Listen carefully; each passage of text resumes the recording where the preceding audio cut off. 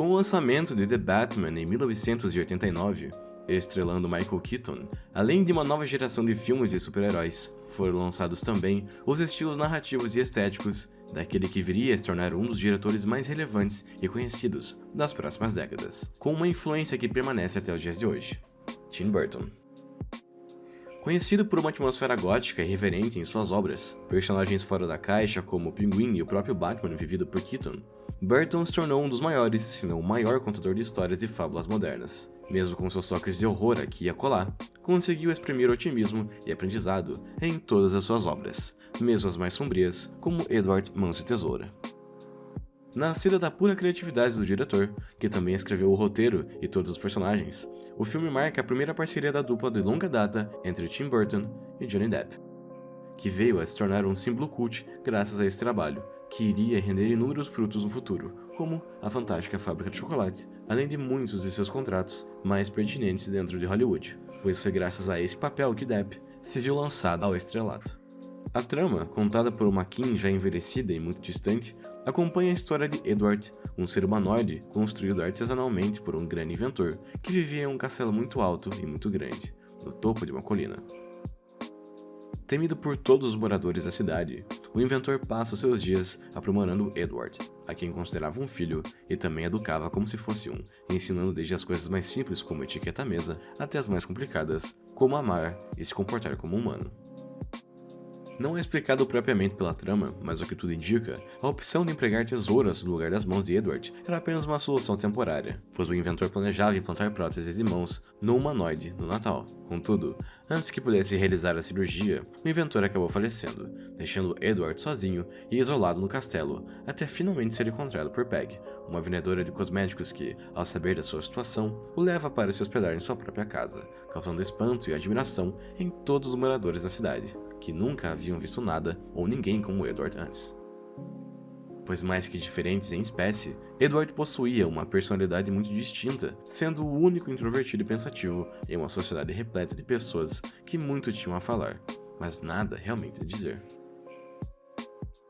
Edward chama a atenção principalmente das mulheres, que ficam encantadas com seu estilo gótico e quieto, como o próprio não entendendo o porquê de tamanha atenção. A situação apenas se intensifica quando ele se prova como um exímio cortador de cabelos, que faz com que receba ainda mais atenção de todas. Contudo, mesmo com tanta companhia, quem realmente chama a atenção do protagonista é Kim, a filha de Peg, por quem se apaixonou à primeira vista. Esse amor proibido, embora se desenvolva e se desenrole em um interesse mútuo, acaba sendo também notado e rejeitado por Jim, o namorado da garota, que ao perceber o que se desenvolvia, se torna também o principal responsável pela alteração da opinião pública acerca de Edward, que antes era admirado e então passa a ter que correr por sua vida.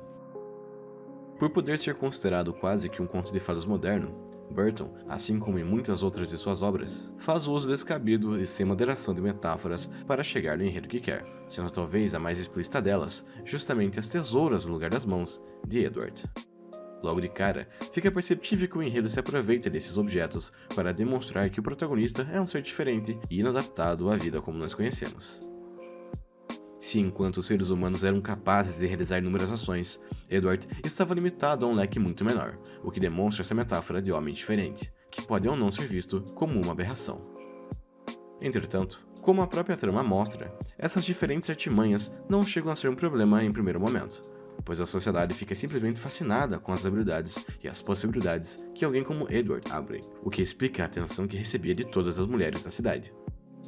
Mais do que uma forma de encontrarem um marido, ou mesmo atenderem seus desejos sexuais, que estavam se tornando fora de controle, graças às imaginações que tinham e os fetiches que pareciam começar a atribuir às tesouras de Edward, se aproximar dele também havia se tornado um símbolo de status devido à exclusividade, pois só havia um homem como ele, o que faz com que todas passem a se desdobrar para chamar-lhe a atenção, enquanto que o próprio continua a ter olhos apenas para Kim, a garota que realmente amava, justamente por ela não o considerar exclusivo ou único, a apenas enxergar quem ele realmente era.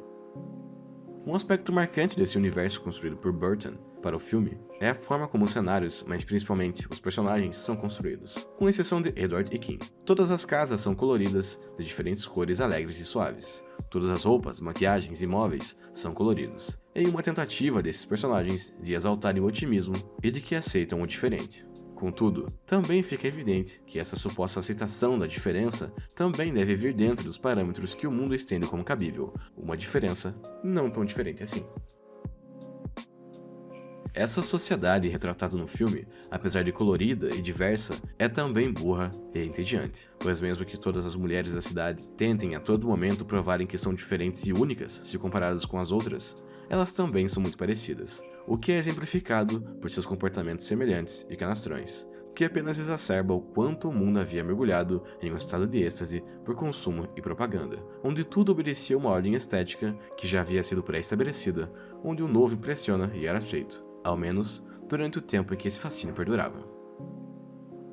Os únicos que parecem ser imunes a essa imbecilização e futilização são o próprio Edward, que viveu longe da sociedade durante toda a sua vida, chegando a ser definido como um ser de uma realidade subdesenvolvida e com um consciente muito voltado para o imaginário, e portanto, alheios aos vícios da vida moderna, o que é demonstrado pela trama através do seu estilo, preto e predominantemente gótico, o que o diferencia visualmente dos demais personagens. E Kim, que na mão inversa, se veste predominantemente com a cor branca, demonstrando suavidade e, principalmente, receptividade e aceitação ao diferente, o que explica por que a personagem consegue lidar tão bem com Edward, mesmo conhecendo há tão pouco tempo.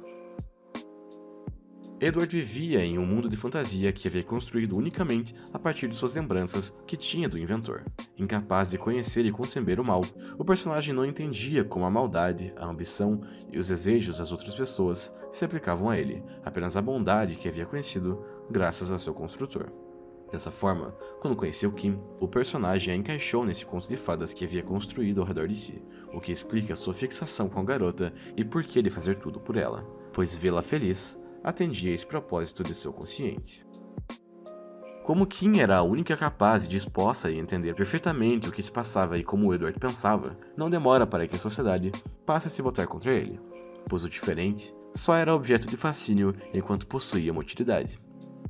São inúmeras as tentativas de virada de opinião pública partindo de vários personagens, que acham inconcebível a existência de um ser como Edward. Temerosos, esses personagens sabem que possuem mentes vazias e vidas ainda mais vazias. O diferente lhes apavora porque é a única coisa capaz de lembrá-los